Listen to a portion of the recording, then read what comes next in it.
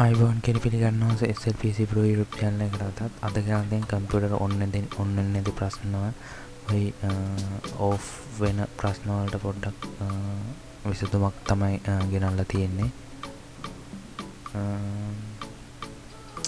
මේක අපිට ගෙදරදී පොඩ්ඩක් try කරලා බලන්න පුළුවන් shop එකකට ගෙනියන්න කලින් ඔයා මුලින්ම බෝඩ් එකේ ෆිසිකල් ගැන ඔය පිට මොන හරි වැටිලා හරි මොන හරි වෙලාද කියනවාද කියලා බලන්න. ඊට පස්සේ මේ වගේ RAM එක ගලවලා අරගෙන මේ වගේ මකණයක් අරගෙන මේ වගේ හිමීට අර තඹ පේන ලයින් ටික විතරක් මකන්න. උඩට යන්න එපා. උඩ මොකද ඔය පොඩි කන්ඩෙන්සර් කෑලි දෙනවා. ඒවා කැඩලා යන්න පුළුවන්. දෙපැත්තම හොඳට මකා ගන්න හිමින් මකනවා කියලා ගැඩවිලා යන්න මකන්න එපා. හිමීට මකා ගන්න.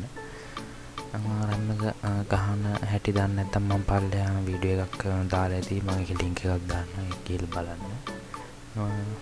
ඊට පස්සේ මෙහෙම ගහලා බලන්න තිබ්බ ස්ලොට් එකටම RAM දෙකක් තියෙනවා. දෙකම හරි එකක් හරි දෙකක් තියෙනවා. ඉස්සෙල්ලාම එකක් ගහලා ඔන් කරලා බලන්න ඕන නැද්ද කියලා. ඔන්න නැත්තම් අනිත් RAM එක මාරු කරලා ගහන්න. ඊට පස්සේ ආයෙ වෙන ස්ලොට් එකකට ගහන්න. RAM එක එකපාරක් ගහලා ගොඩක් කට්ටිය කරන වැරද්දක් තමයි RAM එක එකපාරක් ගහලා නවත්තනවා RAM එක ගාරවල ගැහුවා. එහෙම හරියන්නේ RAM එක දෙපාරක් තුන් පාරක්වත් අරම තරමේ ගහලා බලන්න ඕනේ. හරියන්න ගොඩක් ඉඩ තියෙනවා. මොකද අර RAM ස්ලොට් එක ඇතුළෙත් ඔක්සයිඩ් බැඳුනහම ඒක පොඩ්ඩක් මේ වෙනකොට දෙපාරක් තුන් පාරක් ගහනකොට හරියනවා. නැත්තම් ඔය ක්ලීන් කරන ඒවා තියෙනවා. මට නම් මතක නැහැ. මේව එකක් ගහගන්න යූස් කරනවා නම් ගොඩක් හොඳයි. ඊළඟට VG එකක් තියෙනවා. ඔන් බෝඩ් නැත්තම් ඔය අපි පිටින් ගන්න ට්‍රැෆික් කාඩ් VG කියන්නේ ඒකක් තියෙනවා නම් ගලවලා ඉවරලා ඒක අයින් කරලා ඉස්සලම් බෝඩ් එකෙන් බලන්න ඩිස්ප්ලේ එනවද කියලා. ඔය මැෂින් එක ඔන්නලා ඩිස්ප්ලේ එන්නේ නැති කතන්දර තියෙනවානේ. ඒ කියන්නේ පෝට් එකත් බලලා බෝඩ් එකේ පෝට් එකට ගහලා බලන්න ඔන්න එනවද කියලා ඩිස්ප්ලේ එනවද කියලා බලන්න. ඊට පස්සේ ආයි VG එක ගහලා බලන්න. එහෙම ලෝක පොඩ්ඩක් එහෙමෙන් ගලව ගහ බලන්න. ඊට පස්සේ ඒකෙත් අර මගේ වගේ ස්ලොට් එකේ අර පේන ඊයන් මේක මකන්න. මකලා පොඩ්ඩක් ආයෙ ගහලා බලන්න.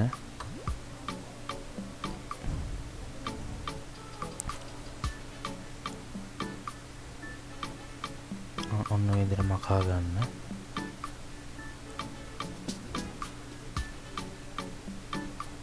එකත් හොඳටම ක්ලීන් කරගෙන ගහලා බලන්න ඩිස්ප්ලේ එනවද කියලා. ඔකත් පළවෙනි පාරම ගහලා එන්නේ නැහැ කියලා අතාරින්න එපා.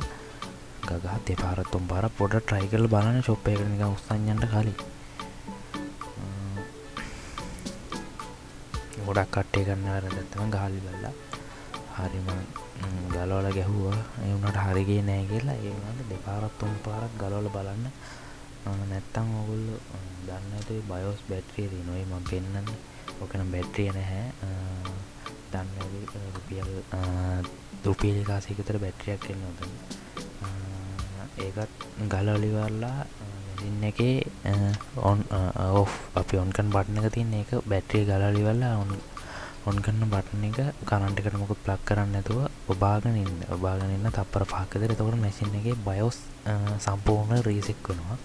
ඒක රීසෙට් කරලා ඊට පස්සේ ආයි බැටරිය දාලා දාන්න කලින් හරි නොදැම්මත් අවුලක් නැහැ. දාන්න නැතුව ඔන් කරලා බලන්න ඔන් වෙනවද කියලා. ඊට පස්සේ දාලත් බලන්න ඔන් වෙනවද කියලා. එහෙම දාලා ඔන් නැත්තම් ගොඩක් දුරට දැම්මේ නැත්නම් ඔන් වෙනවා. බීප් එකක් ඇහෙන්න පුළුවන්. කොහොටත් ඉතින් ඔයගොල්ලෝ බැටරිය දාලම ඔන් කරන්න. ඔන් කරලා බලන්න. ඊට පස්සේ තවත් ඔය මම පෙන්නන ඔය කන්වර්ටර්ස් කෑලි තියෙන VD එකකින් DVI එකට කන්වර්ට් කරන කෑලි වල ප්‍රශ්න එන්න පුළුවන්. ඔය මොකද ගොඩක් අවුල් යන වැඩ තමයි ඔය. ඒකින්ද ඒකත් අනිවාර්යෙන් චෙක් කරලා බලන්න. මැෂින් එකේ අවුලක් නැති වෙන්න පුළුවන්. ඔය කන්වර්ටර් ප්‍රශ්නයක් හින්දා ඩිස්ප්ලේ නැති වෙන්න පුළුවන්.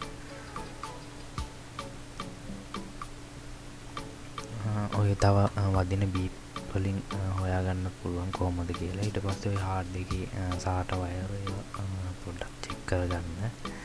ඒවා සාමාන්‍ය දේවල් ලොකෝටම මම කියන්නේ නැහැ. ඔය සාට වයර් එක මම ගහලා පෙන්නනවා.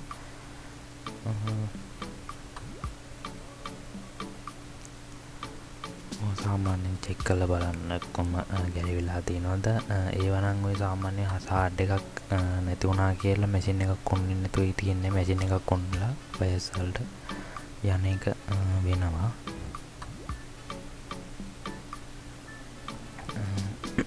ඊළඟට ප්‍රොසෙසර් එක. අන්න ඕක තමයි මැෂින් එක කොන්නලා ඔෆ් වෙනවා වගේ සීන් එකක් කරනවනේ.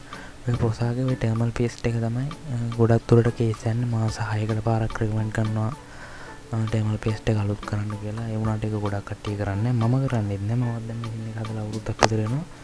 ඊට පස්සේ මගේ තිබ්බේ i3 4th gen එකක් තිබ්බේ. ඊට පස්සේ මම i5 4th gen එකට මාරුණා. ප්‍රොසෙසර් මාරු කරලා පස්සේ ටර්මල් පේස්ට් දැම්මම නැහැ.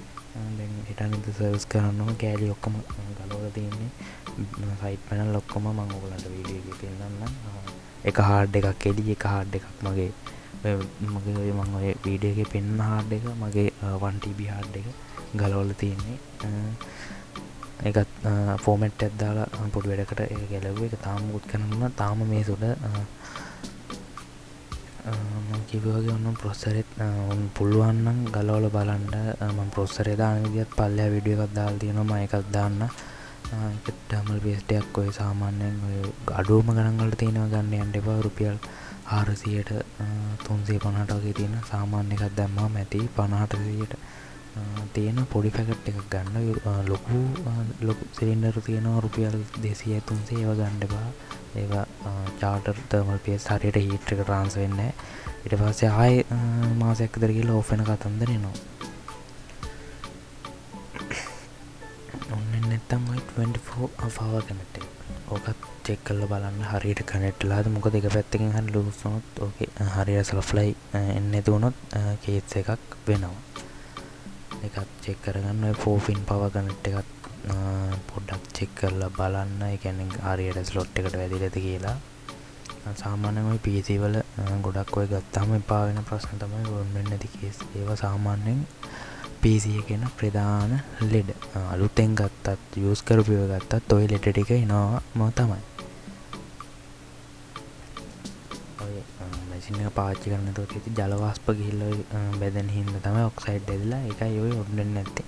ඒකයි ගොඩක් කට්ටිය කියන්න රෙකමන්ඩ් කරන මැෂින් එක පුළුවන් තරම් ඔන් කරලා තියලා පුළුවන් තරම් ක්ලීන් එකට තියාගන්න කියන්නේ. දූවිලි වැදුනහම VG වලට එහෙම එන අවුල්. මොකද දූවිලි කියන්නේ දූවිලි වල පොඩි පොඩි කාන්දම් කැලි තියෙනවා. කාන්දම් කැලි තියෙනකොට ඒව අපි ඔය පින් දෙකක් අතරට ගියොත් එහෙම බෝඩ් එක සම්පූර්ණයෙන් ෂෝට් වෙනවා.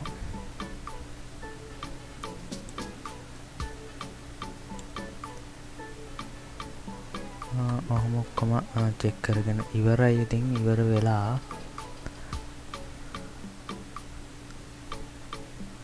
ඔයගලන්ට පේනවා ඉතින් මගේ මැෂින් එකේ සයිඩ් පැනල් ඔක්කොම ඕපන් කරලා තමයි තියෙන්නේ. මොකද මගේ මම වැඩට ජොබ් එකක් කරන හින්දා මට මැෂින් එක ඔන් කරගන්න බැරි වුණා. හાર્ඩ්වෙයාර් වල ප්‍රශ්නයක් ඇවිල්ලා තමයි තියෙන්නේ.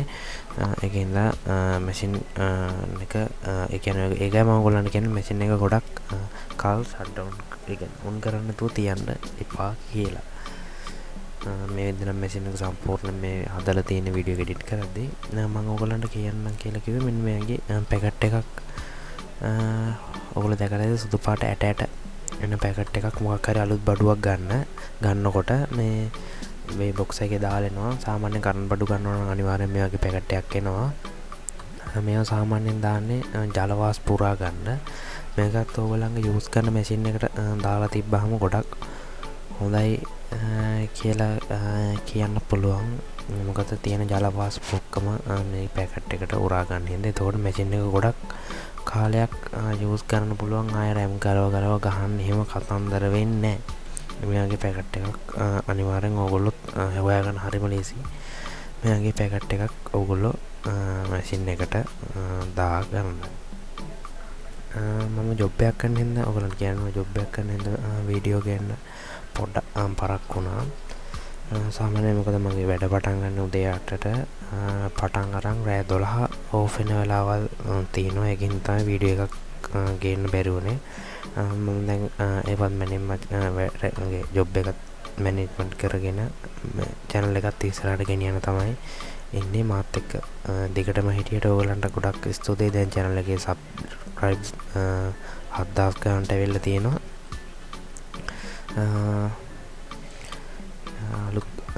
එහෙනම් අපි තවත් අලුත් වීඩියෝ එකක් හම්බෙමු. එහෙනම් හැමෝටම මෙච්චර වීඩියෝ එක වෙලා බලන් හිටපු ඕගලන්ට සුබ දවසක් වෙනකම් අලුත් වීඩියෝ එකකින් හම්බෙමු.